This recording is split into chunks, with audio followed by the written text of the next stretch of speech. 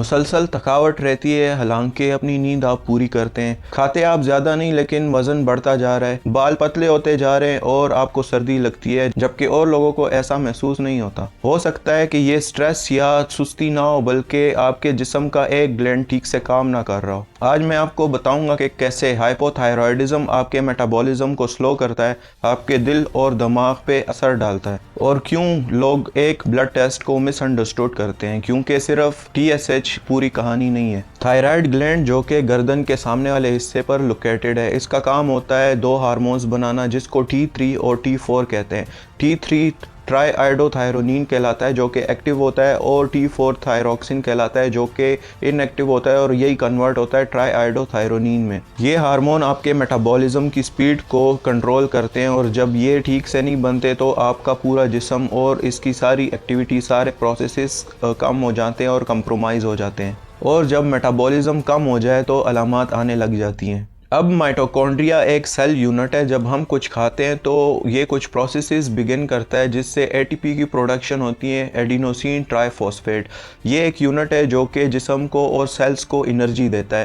جب ہائپوتھائرائڈزم ہوتا ہے تو مائٹوکونڈریا کے پروسیسز اور اس کی ایکٹیویٹی میں کمی آتی ہے، اس کی وجہ سے جو چربی ہے وہ پگھلتی نہیں، اور جو فوڈ ہے اس کی بھی میٹابولزم ٹھیک سے نہیں ہوتی جس کی وجہ سے وزن بڑھتا ہے، اور ڈیفینیٹلی ATP کی پروڈکشن کم ہوگی اور انرجی کم ہوگی جسم کے پاس، تو اس کی وجہ سے تھکاوٹ زیادہ رہتی ہے۔ اس کے علاوہ لیور کے پاس کچھ ریسپٹرز ہوتے ہیں جو لپڈ ہوتا ہے اور جو برا کولیسٹرول ہوتا ہے وہ انٹر کرتا ہے لیور کے اندر، اور وہ اس کو ختم کرتا ہے یا صاف کرتا ہے۔ تو ہائپوتھائرائڈزم میں ان ریسپٹرز کی جو ایکسپریشن ہے T3 اور T4 کی کمی کی وجہ سے وہ کم ہو جاتا ہے، اور اس کی وجہ سے جو کولیسٹرول ہے، جو برا کولیسٹرول ہے جس کی وجہ سے ہارٹ اٹیک اور دل کی بیماریاں ہوتی ہیں، وہ بڑھ جاتا ہے، جس کی وجہ سے ہائپر کولیسٹرولیمیا ہوتا ہے۔ اس کے علاوہ نیورو ٹرانسمیٹر ہوتے ہیں جو کہ برین کا میسج باڈی کی طرف بھیجتے ہیں اور اس میں ہیلپ کرتے ہیں۔ تو جب ہائپوتھائرائڈزم ہوتا ہے تو یہ جو نیورو ٹرانسمیٹر ہے اس کے ریلیز میں مسئلہ آتا ہے، جس کی وجہ سے یادداشت میں کمی زیادہ ہوتی ہے۔ اس کے علاوہ فوکس اور کنسنٹریشن پہ بھی بہت اثر پڑتا ہے۔ لیکن کون سی وجوہات ہے جس کی وجہ سے یہ جو تھائرائیڈ گلینڈ جس نے پورے جسم کے میٹابولزم کو سنبھالا ہے، یہ فیل ہو جاتا ہے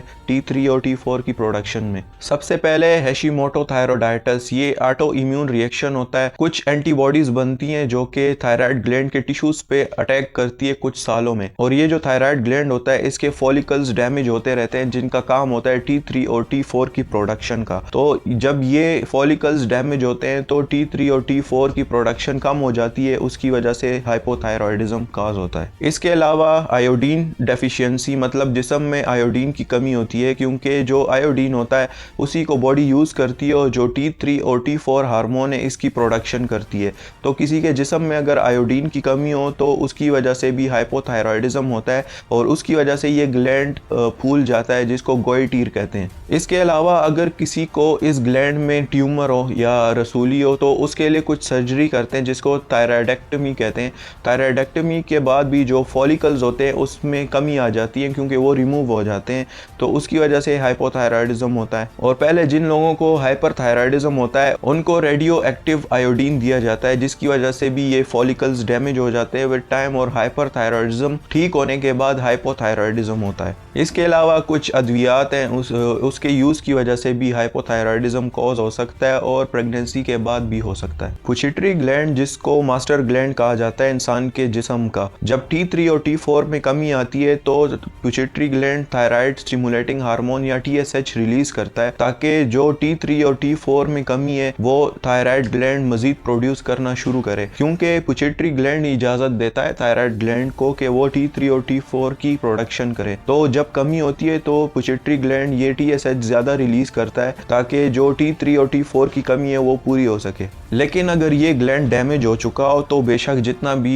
TSH ریلیز ہو جائے T3 اور T4 کی پروڈکشن میں اضافہ نہیں ہو سکتا۔ جب یہ ہارمونز کم ہوتے ہیں تو گلائکوزامائنو گلائکینز ایک کمپاؤنڈ ہوتا ہے جو کہ ٹیشوز میں جمنا شروع ہو جاتا ہے، اس کی وجہ سے فیس اور آنکھوں کے ارد گرد سویلنگ آنا شروع ہو جاتی ہے جس کو مائکزیڈیما کہتے ہیں۔ اس کے علاوہ T3 اور T4 کی کمی کی وجہ سے جو ہارٹ ریٹ ہے اور ہارٹ بیٹ ہے وہ سلو ہو جاتی ہے، اور کیونکہ ہارٹ بیٹ کا کام ہے خون پمپ کرنا، اور خون کے تھرو ہی جسم کو آکسیجن ملتا ہے، تو جو آکسیجن کی یوٹیلائزیشن ہے اس میں کمی آ جاتی ہے۔ اب سب سے اہم بات کہ جو ہائپوتھائرائڈزم ہے اس کا پتہ کیسے لگایا جائے۔ تھائرائڈ پروفائل ٹیسٹ ہوتا ہے جس میں 3 پیرامیٹرز ہوتے ہیں، T3، T4 اور TSH۔ اگر TSH ہائی ہو اور فری T4 کم ہو تو یہ پرائمری ہائپوتھائرائڈزم کہلاتا ہے، اور اگر T4 نارمل ہو اور TSH زیادہ ہو تو یہ سب کلینکل ہائپوتھائرائڈزم کہلاتا ہے۔ اور اس کا مطلب یہ ہوتا ہے کہ جو گلینڈ ہے وہ تو ٹھیک ہے لیکن کچھ ریزنز کی وجہ سے، فار ایگزامپل سٹریس کی وجہ سے، جو گلینڈ ہے وہ کچھ ٹائم کے لیے جو T3 اور T4 کی پروڈکشن ہے وہ نہیں کر پا رہا۔ اب اس کا علاج کیا ہے؟ لیووتھائراکسین۔ یہ ایک سنتھیٹک مطلب لیب میں بنا ہوا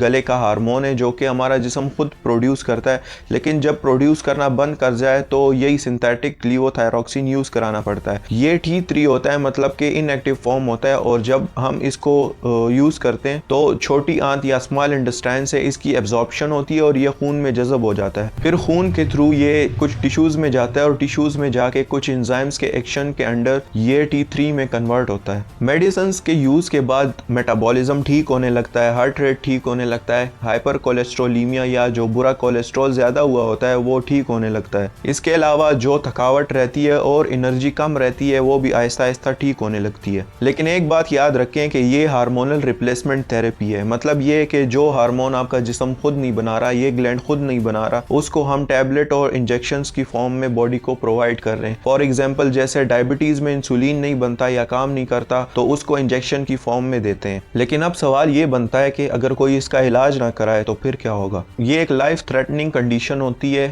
اس میں ہائپوتھرمیا مطلب کہ بہت زیادہ ٹھنڈ لگنا اور جسم ٹھنڈا پڑ جانا، دھڑکن کا کم ہو جانا، اور مریض بے ہوش بھی ہو سکتا ہے۔ اس لیے جتنی ڈوز پرسکرائب کی گئی ہو لیووتھائراکسین کی اور جب پرسکرائب کی گئی ہو اس کو یوز کرنا بہت لازمی ہے، اور خود سے اپنی مرضی سے یہ میڈیسن چھوڑنی نہیں چاہیے بالکل بھی۔ اس کے علاوہ پیشنٹ کو بتایا جاتا ہے کہ 4، 6 یا 8 ہفتوں کے بعد آپ نے دوبارہ آنا ہے اور دوبارہ یہ ٹیسٹ کرانا ہے۔ اس کی وجہ یہ ہے کہ جو پہلے ہائپوتھائرائڈزم کے شروع ہونے کے بعد جتنا ٹائم لگا ہوتا ہے اس میں جو ہارمون ہے اس کا ایکویلیبریم ڈسٹرب ہوا ہوتا ہے، تو 4 سے 6 ہفتے ہمیشہ لگتے ہیں اس کا ایکویلیبریم سٹیٹ ٹھیک ہونے میں۔ اس کے علاوہ لیووتھائراکسین کے یوز سے یہ ہارمون زیادہ بھی ہو سکتا ہے، کم بھی ہو سکتا ہے، اور ہو سکتا ہے کہ یہ کام نہ کرے کیونکہ جو ڈائٹ ہوتا ہے اس سے بھی اس کی ایبزارپشن پہ یا جذب ہونے پہ اثر پڑتا ہے۔ اس کی پرسکرپشن کیسے کی جاتی ہے اور کیسے پیشنٹ کو کاؤنسل کیا جاتا ہے؟ پیشنٹ کو یہ بتایا جاتا ہے کہ جو لیووتھائراکسین کی گولی ہے وہ آپ نے صبح ناشتے سے تقریباً 1 یا آدھے گھنٹے پہلے یوز کرنی ہے، اس کے بعد آپ نے کھانا کھانا ہے، اور کچھ اسپیسیفک ڈائٹ ہوتی ہے جس کا استعمال بالکل ممنوع ہوتا ہے تاکہ اس کے جذب ہونے پر کوئی فرق نہ پڑے۔ صرف تھکاوٹ کی بہت ساری وجوہات ہوتی ہیں، لیکن تھکاوٹ کے ساتھ اگر وزن بڑھ رہا ہو، آپ اپنی نیند پوری کرتے ہو پھر بھی ہمیشہ تھکن رہتی ہے، اس کے علاوہ آپ کا فوکس اور آپ کی کنسنٹریشن ٹھیک نہ ہو اور آپ کو کوئی چیز یاد نہ رہتی ہو، تو ہو سکتا ہے کہ یہ ہائپوتھائرائڈزم ہو، اور اس کو اگنور بالکل نہیں کرنا چاہیے کیونکہ کبھی کبھی ایک چھوٹا سا گلینڈ آپ کے پورے جسم کا نظام بگاڑ سکتا ہے۔ اگر یہ ویڈیو آپ کو اچھی لگی ہو تو پلیز سبسکرائب کریں، لائک کریں اس ویڈیو کو اور شیئر کریں اپنے دوستوں کے ساتھ۔